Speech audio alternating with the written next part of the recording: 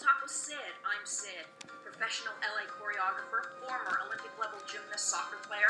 I've turned life improvement motivational speaker. I absolutely love helping people create the life they choose.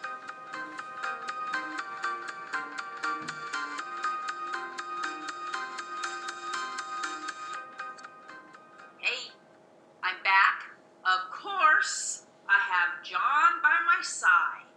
And today we're going to chat about that word.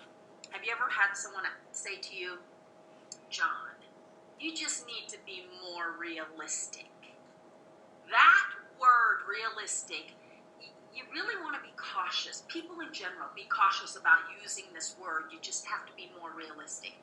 Because realism is directly attached to what you believe, your habits, your downfalls, all the hiccups that you have in your life. Those things create a little box that become your realism. So when someone says you just need to be more realistic, that word, without people really knowing it, often is used as a hide behind. It's used to help someone feel like they're protecting themselves. But in reality, it is that brick wall that you put in front of yourself that does not allow you to become everything you're meant to be. Because realism is different for everyone. It depends on how you view life, what you look for, what opportunities you're reaching for, and how you problem solve. All of those things, along with the beliefs and the habits and so on and so forth, is what creates realism. And so you'll find, getting out in the world, many people in general, not just you, but many people in general, will say to themselves, I just need to be realistic. Well, again, when you say that to yourself, it really is kind of a justification to give yourself a little pop so you don't feel like you're giving up on something.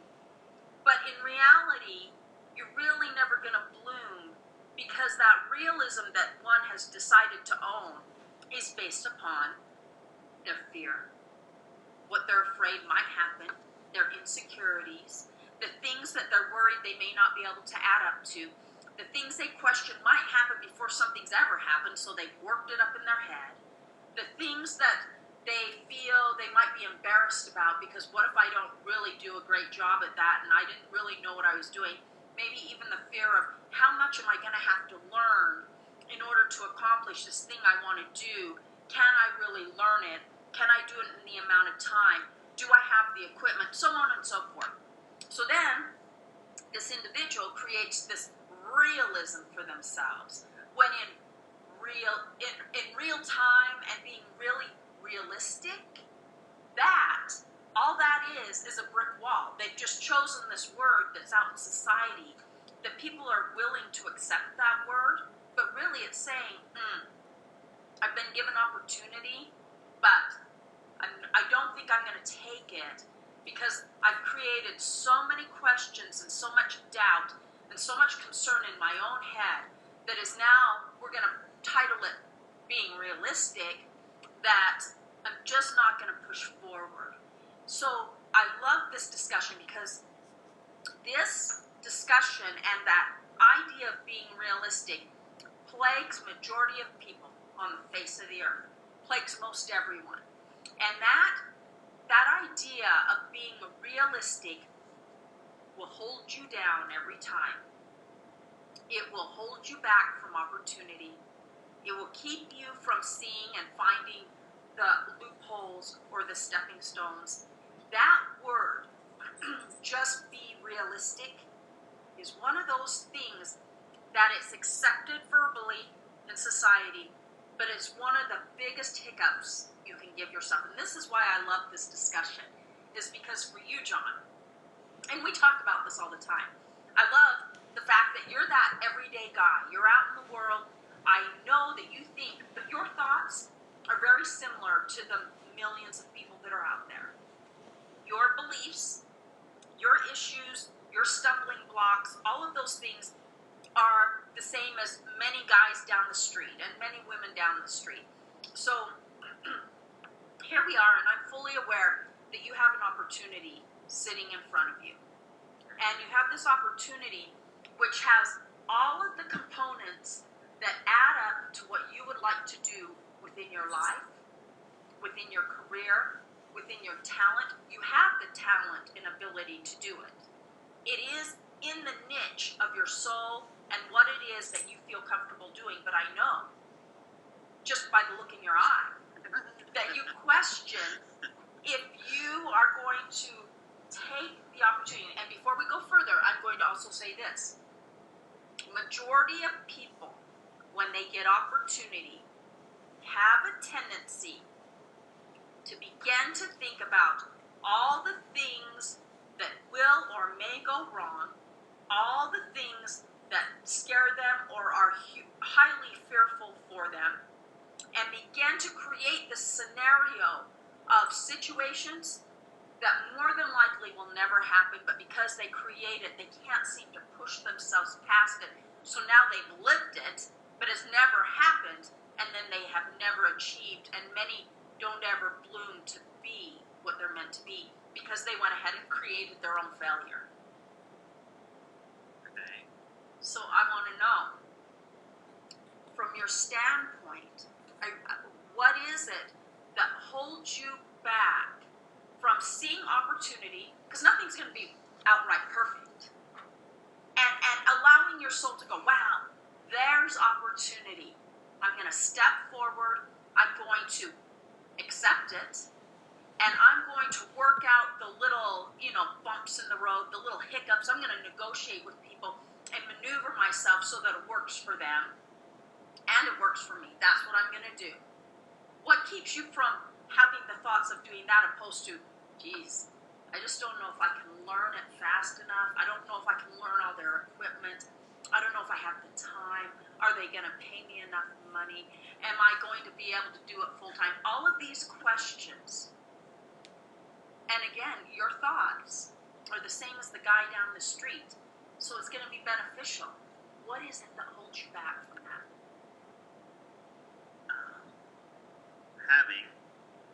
Having a lot of moments where I was told I wasn't good enough for something for really ridiculous reasons. Okay, so stop for a second. So when, we've talked about this before, we all get to choose, which I think is powerful. We all get to choose what we choose to own.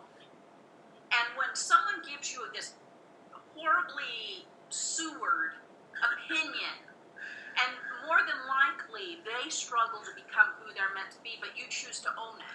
Why would you choose to own that? I don't know why I would choose to own it. I don't know if that's the right word for me.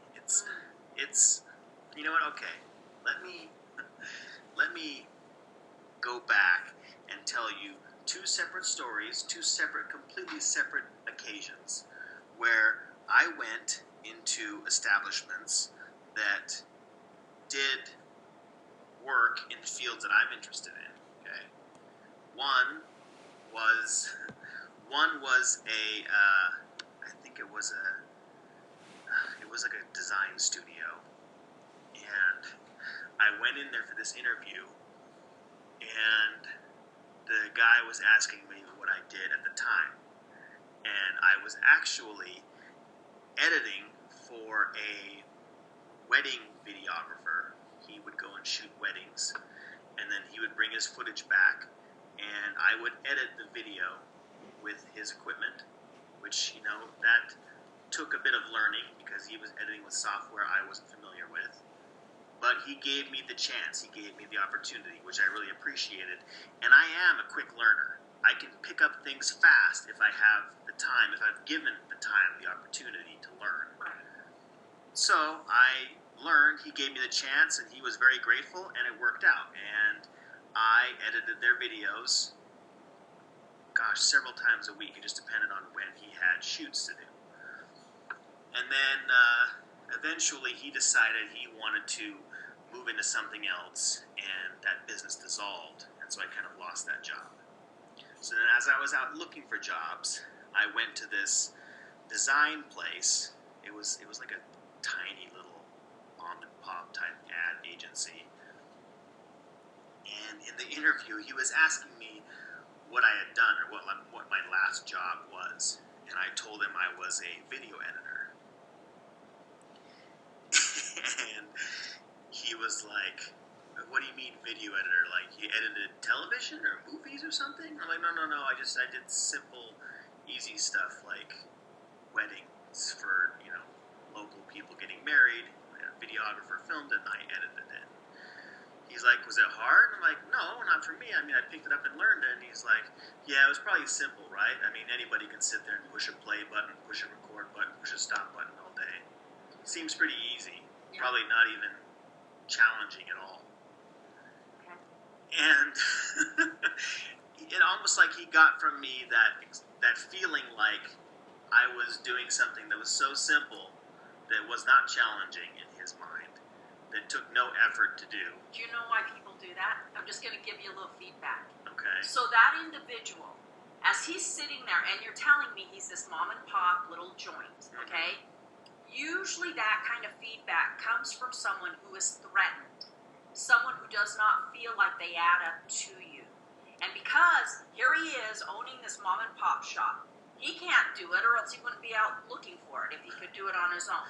Right. So in order to give himself fuel, because his self-esteem and self-worth is so low, he has to pull you down. When that happens, for me, I give myself a huge high five, because I fully know I just threatened them. But why? Because it's called insecurity. Individuals who feel great about themselves uplift others. They help others to fulfill themselves. People who feel low and little about themselves don't want to, because change takes a huge amount of time and effort. In order for someone to change, they have to become uncomfortable. They have to do something for longer than a year, realistically, every time, consistently. And most people do not want to make change. So, when they find someone that they can pull down, now it's like, see, I didn't have to make change. I just pulled him down. I don't have to step up. He stepped down to me. It is what it is. It's done all the time. So all I'm saying is, in that, and as you go through life, when people go through life, if you can start taking a deep breath and understanding when someone attacks in that form, typically because they lack experience and they are not equal to you in that. They lack self-esteem. They don't feel equal to you in that. They lack motivation. All of these things, I could just go down the gamut of that. So, in all actuality, he was saying to you, you're more capable than he was. It's beautiful. So why not just say that I'm overqualified? Because he doesn't have self-esteem enough to do that. Because people that would just say, hey, you're overqualified, that's someone who feels confident enough to tell you that. But he's looking for opportunity to feel better about himself. And here's John. Okay. I'll take that moment. Okay, let me give you this second example. Okay. Which is completely, it's the same different spectrum to say. Okay. Because this next company, and this was just a few years ago. This is when I got laid off, when, the economy was crashing and everyone was just panicked, rushing to try to find something that was going to help them get through. And I lost my job, and I was trying to find something new. And I went to like hundreds of interviews, and I couldn't find anything. And oftentimes they would be nice enough to say, you know what, you really are overqualified, and I'm not going to be able to pay you what I think you're worth. And other times they would say, no, you're lacking one skill, and we don't know if we can train you on it because we need someone to fill this position quickly. So, there were a lot of times where it was good feedback for me, and whoever I was interviewing with, they were very cordial, nice, and just, uplifting and helping me move forward. But there was one time, but then this happened, so in this course of this, I was getting very desperate. And I actually had a friend of mine, a mutual friend of Becky and mine, call me one night, and he's like, hey, I heard that you are looking for a job. I heard it through the grapevine. One of his friends or something told him that you were desperate need of something. And I have something, it doesn't involve any of the skills that you own. But if you are willing to do it, I am totally willing to give it to you. Okay. Just because I know you're a hard worker and you'll be able to do it. I'm like, okay, well, what is it? And he's like, I need someone to, in this mall area that he was in charge of, I need someone to walk the grounds and clean up all the trash. Okay. So if you're willing to do that, you can totally have this job. I mean, we'll interview and do all the stuff that you do to get the job, but I'm telling you right now, I will give it to you just because I know you. And I was like, okay, you know what, fine. I need something, I will do it. And so I went into the interview, and he told me the basic stuff. He's like, I'm going to need you to do this, this, this. This job starts at 5 in the morning. You need to be here at 5 a.m. And you basically need to walk the mall area, not inside the mall, just like outside on the walkways, the pathways, the parking lots. And it was like walking the entire mall took me about an hour and a half, I would say, to walk the entire mall. And I did that about 4 times a day. So I would just start at one point at home base. I would get my trash bags, my stuff, my backpack, my broom, whatever, and I would walk that entire mall, okay, picking up the trash, scraping up all kinds of disgusting things, like leftover banana peels and so on and so on and so forth. So I did that for a full year. And then I had my name in it was one of those job search websites. And so people could find me on there, and I had my resume and everything on there.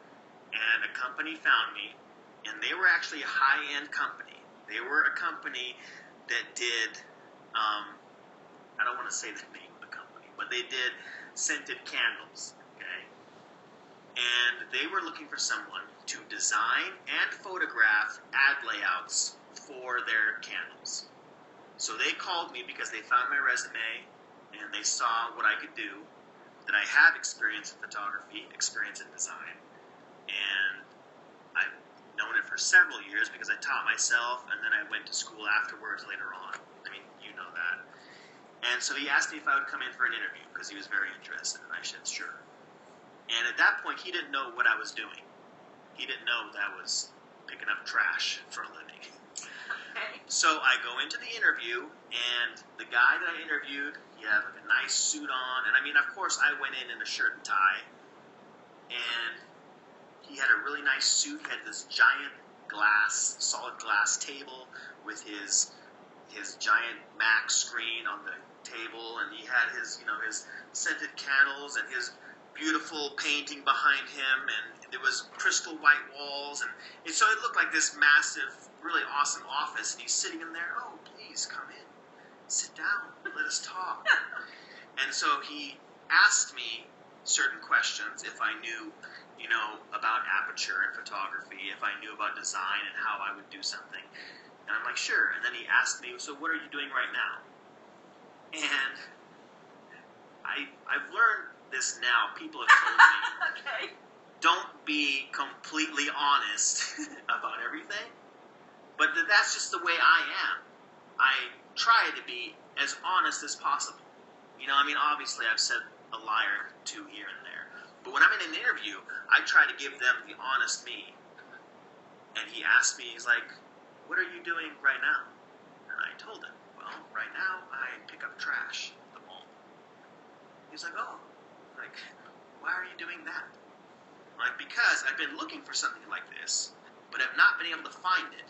And because I have a family to take care of, I had to do this. I had to take it. It was offered me, and I'm like, I have to do this job. So as we're talking, and I tell him this, he just kind of looks at me with that almost like disappointed look. Like, why would you do that? Why would you stoop so low as to go and pick up trash?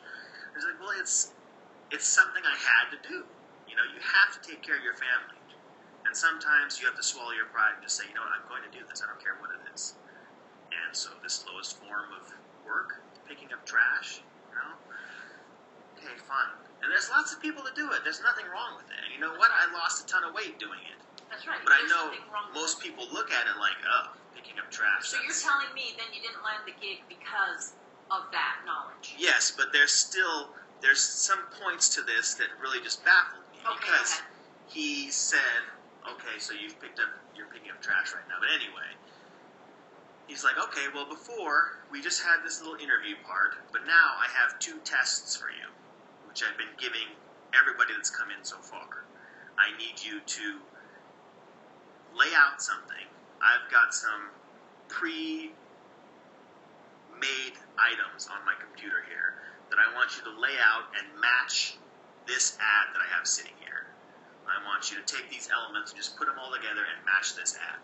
And then I want you to go back with me into my photo studio, and I want you to take photographs that I can use in this ad. I was like, okay. I was not worried about that at all. Not bring a sweat. So we walk into the photo studio, and he's like, okay, set this up however you want. The studio is free reign. If you were here, and you were the guy I hired, how would you set up this photo to take this picture? And so I set up my lights. I had my main light, my fill light, my background light. I picked out a background that would complement the candle that I was going to be shooting. I set up my camera. I chose my settings. I shot some pictures. And then I went into the next assignment was to design his lab with his elements that he had. And I did that in like seconds. And the funny thing is that as he sat me back down and he evaluated my ad, he's like, okay, well, I was timing you. And out of all the people that came in here and applied thus far, you did that the quickest. You laid this out almost like, seemingly just in seconds, and it was easy, it seems. So I'm not worried about that. It seems like you could design this. And now I'm looking at your photo, and as I was watching you set this up in the studio, he actually told me, he's like, you know what? Nobody thought of putting in a fill light to take out that shadow, because most people took their photograph afterwards and had to Photoshop the shadow out because I didn't want the shadow. I wanted it evenly lit. And no one set it up that way. You were like the first one to do that. So he's commending me, and in my head I'm thinking, I've got this job in the bag. Right. And he's like, so you have done really well on the testing process. I am really impressed. So, let me look over all the applicants, and in like in a day or two, we'll let you know. I'm like, okay, cool, great. Thank you for this interview. This was fantastic. I look forward to hearing from you, and that was it. And I went back to my cleaning duties at the mall. And then 2 days later, as I was standing there, and it was like an awful day, because I remember it very well. It was in the middle of like October or whatever, and it was stormy that day, and just raining and ice cold, and all of a sudden my phone rings, and it was a message. I had gotten an email, and so I checked the email, and I read it, and he's like, John, thanks for coming in and doing so well on the interview, but honestly, I liked your skills, but I don't know if you have the drive I need, because you're working as a garbage man, essentially. When I know you have the skills because you demonstrated them to me in the test, but the fact that you're working as a garbage man makes me feel like you don't have the drive that I'm looking for, or just the motivation to go out there and get what you want. And so I had to go with someone else.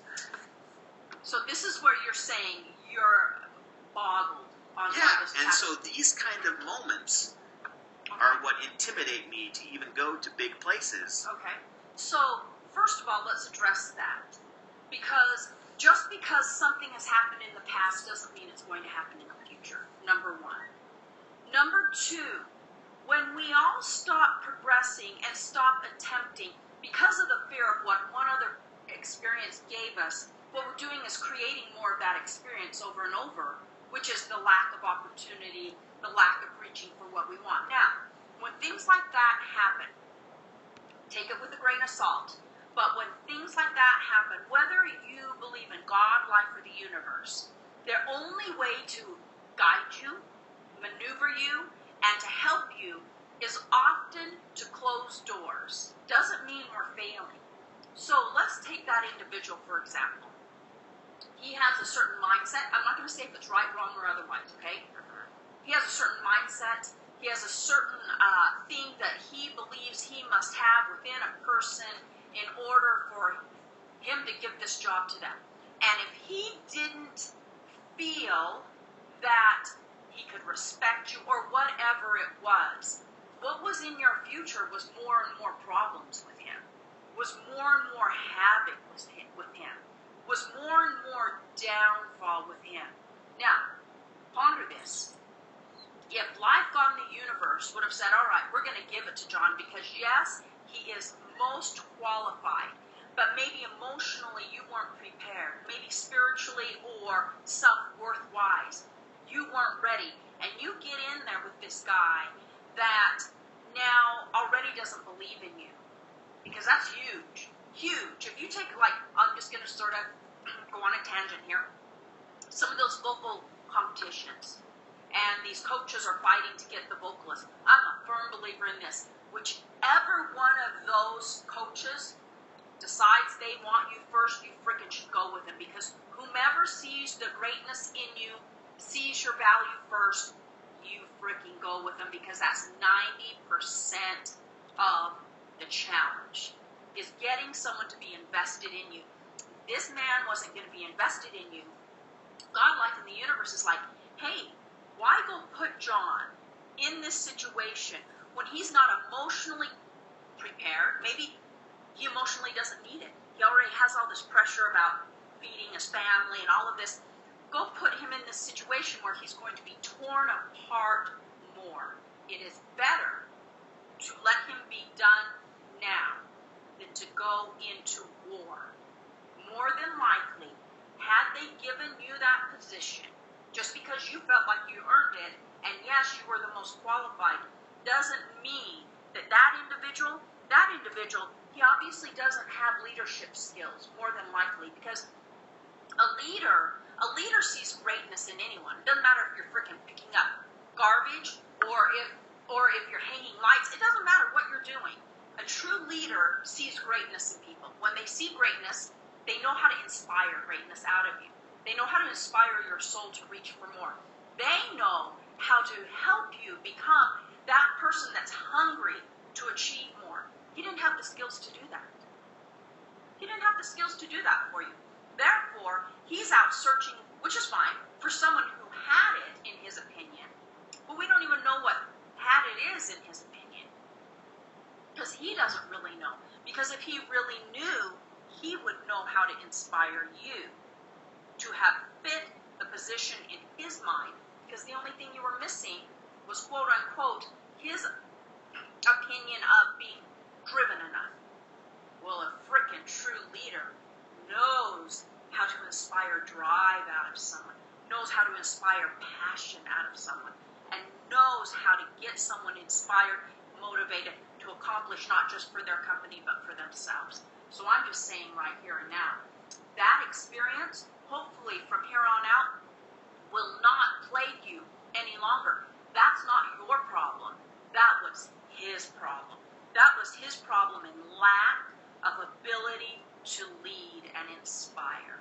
So going on into your future, hopefully you will let that go, because you know what that is? That's you creating your realism. That realism is going to hold you back. That will do more damage to you in your future than someone firing you. 100%. Because that realism is not truly realistic to who you really are. That realism is built around all your fears, all the things you don't want, all the hiccups you've had, all the things that people have thrown crap at you, and for some reason it's stuck, and for some reason your soul decided to own it, when all it is junk. It's idiots throwing you crap because they didn't know how to be inspired themselves. Got to wash it off. And, excuse me, and then continue to reach. Because if you let an individual, I was going to call him a name, but you let an individual like that determine the rest of your future, oh, excellent, because he's a freaking loser. He's not a leader. He's a guy that doesn't know how to pull his own crap together. So don't let him hold you back. Step over the top of him. Go on and reach for more.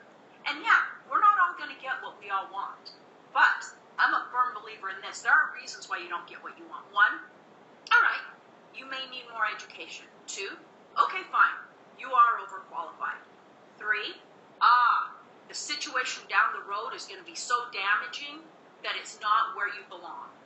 Four, maybe you're just not made, meaning as in where your path, where you're meant to go. Maybe that isn't going to veer you to your path. Maybe it's a dead end. There's so many reasons why we don't get the things we want. Maybe the person hiring is a freaking idiot and can't inspire, so why put someone who's learning how and wanting to be inspired, excuse me, in the situation to deal with someone where they have no control over them? You would have had no ability to negotiate with that man, control him, help him, motivate him. You were under his thumb. And the problem is, all these years, his thumb has still been sitting on you. It's still sitting there. You need to wash him off. You need to throw him down into the sewer and let him go, because he couldn't offer, doesn't make him a bad man, but he couldn't offer what he was looking for. And what you did was own it. You need to let it go. And then you need to keep reaching. And the gigs that you land are meant for you, because whatever's in there is meant to teach you something, to lead you someplace, to put you on the correct path. You don't get something you want, it's because something's not right for you. Doesn't make those people right, wrong, or otherwise, but that is not right for you. And that is how realism is created. So we've come this full circle. And most people have created, I apologize, this realistic quote-unquote life for themselves based upon crap that was thrown at them and somehow stuck to them, stuck to their soul. They decided to own the junk that should have been washed off, brushed off years ago. And really, honestly, one of the greatest steps you can learn in realism is learning to own. Now, when you own opinions of others, sometimes it's not going to be gorgeous opinions, but it propels you to a better place, right? Maybe there are times when you can be critiqued, and it's a positive critique. You need to own it because it's teaching you something. But when you know it's absolute junk that's come at you, don't choose to own it. Choose to step back and go, all right, that person struggles in their own right, struggles in their own self-confidence, struggles in their own to lead. I'm not going to own their junk just because they feel an inch tall and they need someone else to own their crap so they can feel 2 inches tall. No, I'm not going to do that. I'm going to wash it off, and I'm going to choose what I own, and I will only own that propels me to a better place, a place meant for me, a place that's propelling me to the life I choose, and I will only own that shows value to me, to my talents, to my worth, and to my future. And if it doesn't fit that, you better frickin' believe I'm taking a shower when I get home, and it's going down the drain.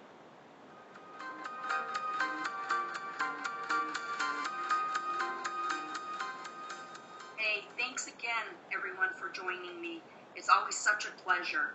If you want to find me on another social media platform, you can find me on Facebook at Table Talk with Sid USA or Sydney Dawn N. Hall, Twitter at TTWSid or Table Talk with Sid, Instagram, Table Talk with Sid or Table Talk with Sid USA. When you're out in that world, make sure you're looking for the good. It will help your day bloom a little easier. Thanks again. Talk to you.